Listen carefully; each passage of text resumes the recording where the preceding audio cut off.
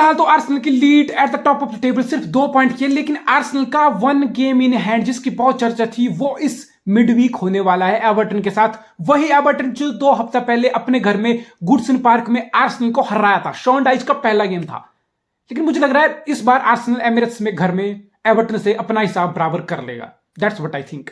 लेकिन लेस्टर से अवे जाके फॉक्सेस के मैदान में किंग पावर स्टेडियम में it was a massive win, it was a huge win for Arsenal. वो आप बोल सकते हो स्क्रैपी विन है, 1-0 है, बहुत टाइट मार्जिन थे, आर्सेनल उतना फ्लूइड नहीं लगा जितना हमने आर्सेनल को पूरा सीजन देखा। But fuck fluidity, fuck it. अब भाई प्रीमियर लीग उस दौर में एंटर कर चुकी है कि क्वार्टर टेक 3 पॉइंट, मैच जीतो भाई। मैं तो बोलता हूं जैसे मर्जी लेट के दौड़ के भाग के जैसे मर्जी जीतना है मैच जीतो, win your game, that's all that matters. 25 match city खेल चुका, 24 आर्सेनल। इस मिड वीक आर्सेनल भी 25 मैच खेल सका है। There is a big possibility Arsenal अपनी 5 पॉइंट की lead at the top of the table establish कर दे, यानी कि 13 मैच बचेंगे अभी। आप बोल सकते यस थिंग्स कैन हैपन। अभी आर्सेनल सिटी को खुद में एक बार और खेलना है। अभी आर्सेनल को लिवरपूल से भी खेलना है, ऑब्वियसली नीचे लगा है, बट लिवरपूल का अंडरस्टैंड मत करो। अभी सिटी को भी लिवरपूल से खेलना है, एक बार आर्सेनल को भी चेल्सी से भी खेलना है, सिटी को भी चेल्सी से खेलना है, यानी कि 2-3 टफ फिक्चर है। एंड उसके अलावा ऐसे बीच में एवर्टन या से न्यूकासल वाले या और बकचोदी ऐसे 1-2 गेम अटक जाती है। So there is a big possibility अभी बहुत चीजें होंगी, लेकिन ये सीजन का वो समय आ गया है, मार्च लगने वाला है भाइयों। Business end of the premier league आ चुका है। यहां पे फर्क नहीं पड़ता आप 4 गोल से जीतो, 5 से जीतो, 6 से जीतो, चाहे 1 गोल से जीतो, मैटर करता कि जीतो। यस आर्सेनल ने वो करके दिखाया। जब आर्सेनल एमिरेट्स में अपने घर से सिटी से आ रहा था ना, तब ये लग रहा था कि अब क्या होगा यार, अब आर्सेनल से मुंह के आगे से टाइटल स्लिप अप कर रहा है, अब आर्सेनल अंडर प्रेशर फील कर रहा है। लेकिन आर्सेनल ने रिस्पॉन्ड किया है। आर्सेनल एस्टन विला से अवे 2 बार पीछे था मैच में, इंजरी टाइम में एक प्रॉपर बैंगर जॉर्जिनो का, उसके बाद एक और गोल आया मार्टिनेली का, यानी कि Arsenal are responding, that's what matters. Arsenal literally respond कर रहा है और यही चीजें मैटर करती हैं। सिटी ने क्या किया, सिटी अच्छा खेला, बहुत अच्छा खेला नॉटिंघम फॉरेस्ट से, लेकिन सिटी दूसरा गोल स्कोर नहीं कर पाया and city considered with a single shot on target from Nottingham forest और सिटी ने 2 पॉइंट ड्रॉप किए। सो ये छोटी छोटी चीजें ना बहुत डिफरेंस क्रिएट करते हैं। अब पहले मैं लेस्टर के हल्के से बात करता हूं यार। लेस्टर का वर्ल्ड कप से पहले तो ऐसा लग रहा था कि अगर किसी ने पूछा होता ना कि कौन सबसे पहले सैक होगा, है क्या वो साउथहैम्पटन का हुसैन नटल होगा, या क्या वो एवर्टन का फ्रैंक लैम्पार्ड होगा, या लेस्टर का बॉस ब्रेंडन रोजर्स होगा, अगर किसी ने वर्ल्ड कप के टाइम ये बैट लगाई होती ना, भाई सबसे ज्यादा चांस सैक होने का सबसे पहले और सबसे ज्यादा चांस था ब्रेंडन रोजर्स का। मैं इस बंदे की बहुत इज्जत करता हूं भाई। 1 ऑफ द टॉप मैनेजर है, लिवरपूल के साथ 2014 में टाइटल जीतने वाला था। अनफॉर्चुनेटली स्टीवन जेरार्ड वाला वो स्लिप हो गया।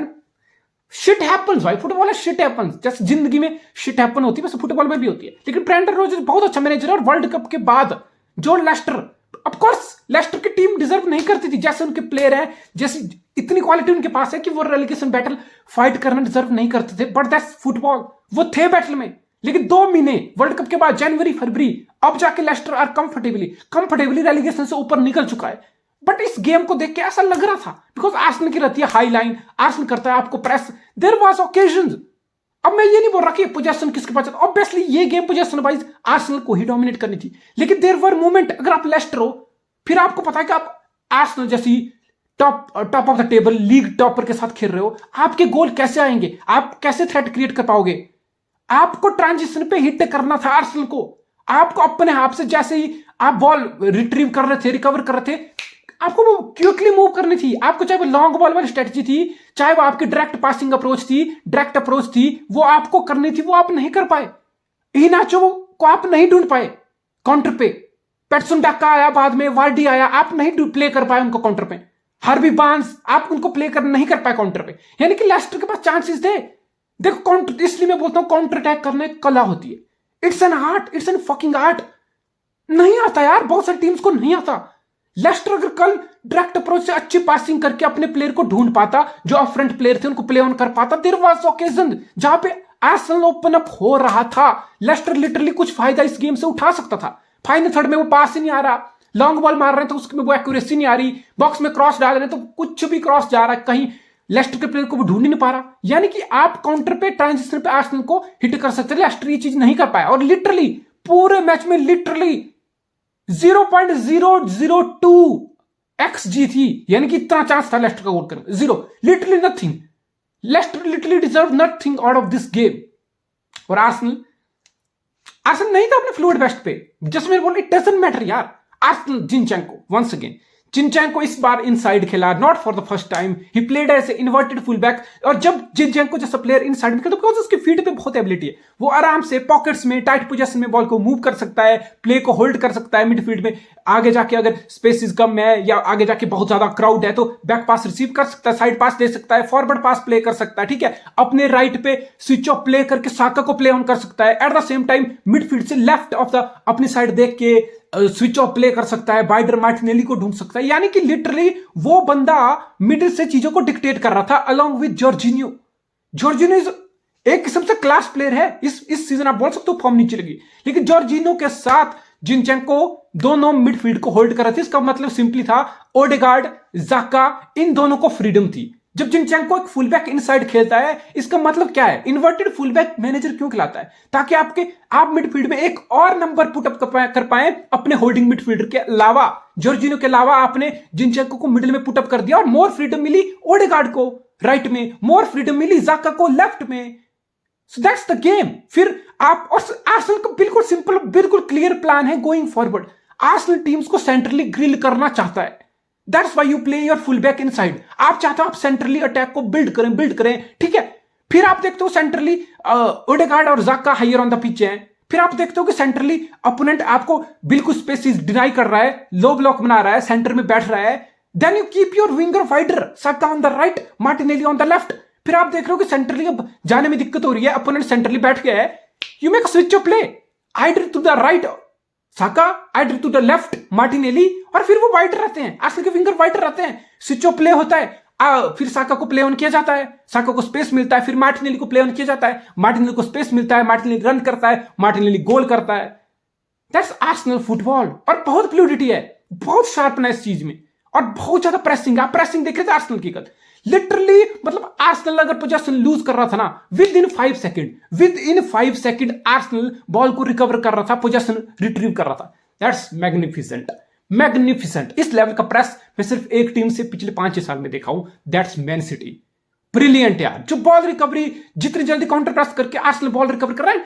And look at Leicester. आप ये चीज नहीं चाहते हो, जैसे तैसे करके आप अपनी बॉक्स में डिफेंडिंग कर रहे हो। द मोमेंट आप आर्सेनल से गेंद छीने हो, आपके पास बॉल आई है and you are giving it back in 5 second. आप नहीं चाहते हो यार। अब 5 सेकंड में आर्सेनल को बॉल दे रहे हो, लूज पास कर रहे हो, सिली पास कर रहे हो, आपकी पासिंग अच्छी नहीं है। That's basic for fuck sake. आप 5 मिनट में बॉल बैक दे रहे हो आर्सेनल को, फिर क्या होगा? फिर आर्सेनल को फिर से चांस मिलता है वो अपना अटैक फिर से स्टार्ट कर सके। यानी कि कॉन्स्टेंटली 90 मिनट तक आप लेस्टर हो, आपकी बैकलाइन अंडर प्रेशर रहेगी।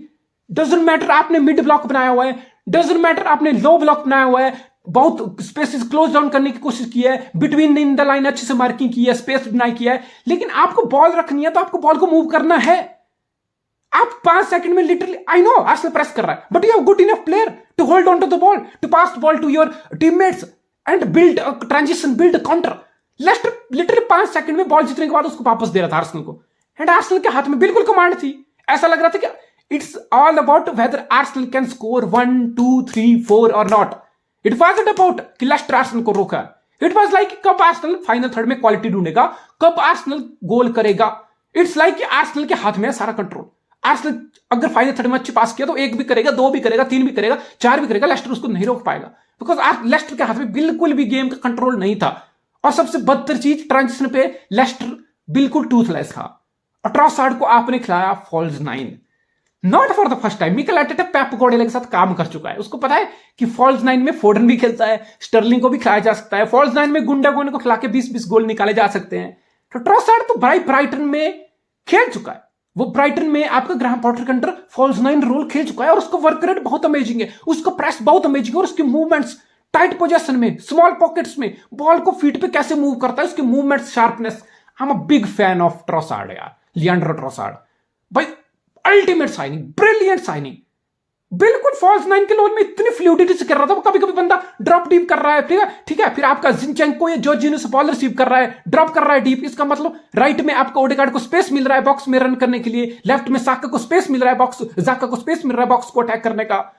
मतलब fluidity, sharpness, unpredictability, versatility and Arsenal are flying. भाई मुश्किल है आर्सेनल को रोकना। अभी भी अगर 5 पॉइंट अगर आर्सेनल एवर्टन को हराता, जो मुझे लगता है 5 पॉइंट की lead at the top of the table, जब 12 मैच बचे हो, 13 मैच बचे हो, this is the position you want to get your team in. This is a dream position. This is dream position. Arsenal जिस position में अभी table पे है, दैट्स अ ड्रीम पोजीशन। अगर आप सिटी जैसी टीम से टाइटल के लिए कम्पीट कर रहे हो, अगर आपको किसने बोला कि आप 5 पॉइंट की लीड पे बैठे हो, 12 मैच बचे हो, आप बोलोगे ओह please for fuck's sake wake me up, this should be a dream, ये सपना होगा। और जैसे जैसे आर्सेनल अपने पॉइंट लेता रहेगा ना, सिटी पे ज्यादा प्रेशर बनेगा। अब सिटी पे ज्यादा प्रेशर बनेगा बिकॉज मैच बचे हैं 13 ही मैच, वीक इन वीक आउट सिटी को मैच करना पड़ेगा। आर्सेनल की कंसिस्टेंसी, आर्सेनल के रन सिटी नहीं अफोर्ड कर सकता। और सिटी का ही मसला रहा है, सिटी कभी भी 3-4 मैच लगातार प्रीमियर लीग में नहीं जीता है। सिटी ने 2 मैच जीते हैं, तीसरे मैच में सिटी पॉइंट ड्रॉप किया है। आर्सेनल आई थिंक आर्सेनल ने बहुत सॉलिड रिस्पॉन्ड किया है मैन सिटी से मैच हारने के बाद। 2 difficult fixture, away at Aston Villa, away at Kings Park Leicester, दोनों बार आर्सेनल ने रिस्पॉन्ड किया है। That's how champions do, that's how champion do their stuff, do their things, that's how they respond. तो team में mentality है और pitch पे परफॉर्मेंस हो रही है। 1-0 से जीत जो आपको कॉन्फिडेंस देती है ना बहुत बार, जो आपको मेंटली बूस्ट देती है ना बहुत बार, वो आप 5-6 गोल मार के वो वाली जीत भी आपको कॉन्फिडेंस नहीं देती है। Well done Arsenal, well done.